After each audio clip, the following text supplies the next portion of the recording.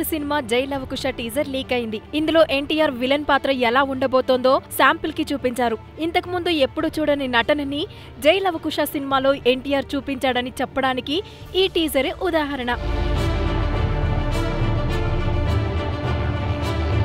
ఇందులో జై, లవ, కుశ పాత్రలలో ఎన్టీఆర్ నటించబోతున్నాడని తెలుసు. ఈ పాత్రలో విలన్ పాత్ర కీలకమని ఎప్పటినుంచో చిత్ర యూనిట్ చెబుతోంది. అందుకే ఆ పాత్రకు సంబంధించిన ఫస్ట్ లుక్ ని ఈ మధ్యనే విడుదల చేయడం, పాజిటివ్ టాక్ రావడం జరిగింది.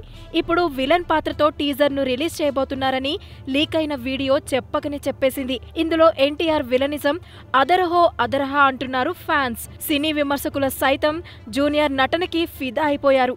మాటల్లేవంటూ హ్యాట్స్ ఆఫ్ చెప్తున్నారు.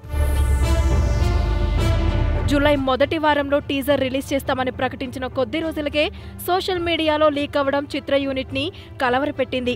ఇప్పటికే దీనికి సంబంధించి పోలీసులకు ఫిర్యాదు చేశారు. చిత్ర యూనిట్ కి చెందిన వాళ్లే దీనికి బాధ్యులని భావిస్తున్నారు.